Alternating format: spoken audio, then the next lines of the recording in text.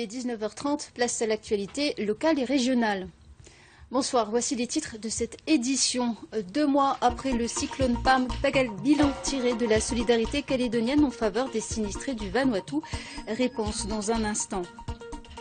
Focus sur une technique révolutionnaire pour cartographier la géologie des gisements calédoniens sans même forer le sous-sol. Plus de détails avec France Bailly, directrice du Centre national de recherche technologique, invitée de notre page Nickel. Bonsoir. Bonsoir. Et à tout à l'heure.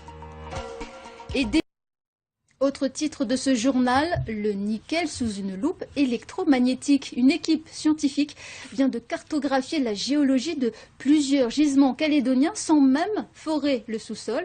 C'est une technique révolutionnaire qui devrait permettre aux mineurs de mieux préparer l'exploitation minière. Reportage Jean-Noël Méraud. Un drôle de cercle volant. Depuis début mai, cette boucle de métal bourrée de technologie scrute les massifs miniers. L'hélicoptère la maintient à 40 mètres du sol en suivant le relief et un plan de vol défini à l'avance avec les mineurs. Une invention danoise qui a déjà fait ses preuves à Mayotte, en Martinique, en Guadeloupe et à La Réunion. L'essentiel de la structure, c'est le support pour une grande antenne qui émet des ondes, comme votre téléphone portable. Et ces ondes sont dirigées vers le sol. Et selon la nature du sous-sol, les ondes qui nous sont restituées par le sol peuvent être différentes. Et la propriété physique qui est étudiée ici, c'est l'aptitude du sol à conduire le courant électrique. La boucle de 30 mètres de diamètre peut recueillir des données jusqu'à 200 mètres de profondeur.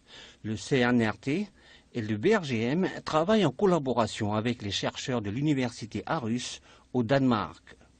Voici ce que cela donne une fois les chiffres mis en image. Cette coupe de la région de Port-Boisé peut être manipulée dans tous les sens ou découpée en tranches pour plus de lisibilité. Ça permet réellement d'avoir une information sur une zone très vaste et donc ça enrichit réellement l'information et la connaissance qu'on a. Voilà, la connaissance qu'on a sur la zone. On va repérer ces zones d'intérêt. Et une fois qu'on a repéré ces zones d'intérêt, là, on va pouvoir donc mieux cibler nos forages. Des données géophysiques précises, certes, mais qu'il faut vérifier et affiner au sol. C'est le travail du bon vieux géologue traditionnel avec son pic et sa boussole. Sur ce projet qui durera 3 ans, c'est lui qui aura en aval l'un des plus gros chantiers. Il va y avoir beaucoup de terrain. Beaucoup de mesures à faire et pour avoir les statistiques les plus précises possibles afin de mieux comprendre en fait ces pièges de nickel et donner du coup transférer de la connaissance aux mineurs. Voilà. NMC, Vallée et Koniambo Nickel sont associés au projet. Une aubaine pour ces mineurs qui expérimentent là une nouvelle technique de sondage plus économique, plus rapide et qui couvre une superficie plus grande que les méthodes traditionnelles. Autre avantage, on ne touche pas à l'environnement.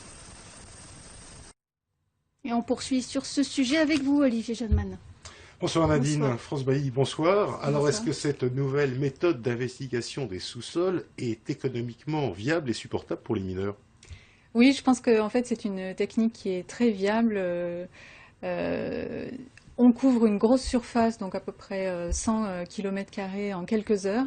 Donc ça nous permet d'avoir une vision sur des grands espaces, sur l'ensemble des domaines miniers si on le souhaite.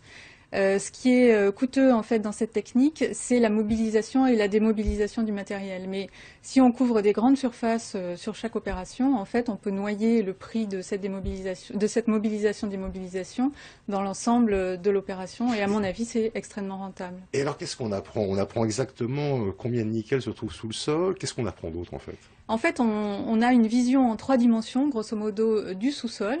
Depuis la surface jusqu'à environ 200 mètres de profondeur, comme ça a été expliqué. Mais c'est vraiment juste, c'est vraiment exact, jusqu'à 200 mètres. En fait, on a une idée de la nature de la roche et des discontinuités. On appréhende en fait les discontinuités structurales, c'est-à-dire quelle est la nature de la roche en termes géologiques, mais aussi où se trouvent les failles, les sillons, toutes ces zones où justement les minéralisations se produisent et où le minerai peut Et venir bien se sûr, nicher. cela permet aux mineurs d'anticiper l'ouverture et l'exploitation d'une mine. Ça permet de rationaliser sans doute après l'exploitation en permettant en fait aux mineurs, qui doit quand même ultérieurement aller faire des investigations de terrain, mais il en fera moins et elles seront mieux ciblées. Voilà. Donc... Alors cette année, le Centre de recherche technologique sur le nickel et son environnement, il faut le préciser, oui. a beaucoup de projets, environ une quinzaine de programmes. Est-ce que vous avez ciblé déjà des priorités? On a une quinzaine de programmes qui démarrent, qui sont en préparation depuis 2 ans déjà, sur une quarantaine de programmes en tout qui sont menés depuis 2008. Un mot justement sur un programme qui a l'air tout à fait passionnant, le programme Carboscorie. Pouvez-vous nous expliquer de quoi il s'agit? Oui, c'est un des 2 programmes en fait que le CNRT Nickel Sans Environnement mène sur l'atténuation des émissions de CO2 dans l'atmosphère. En fait, c'est un programme qui est assez court et très appliqué, qui permet un transfert d'un procédé qui existe déjà, qui a été mis au point dans un programme précédent qui a été financé par l'ANR française.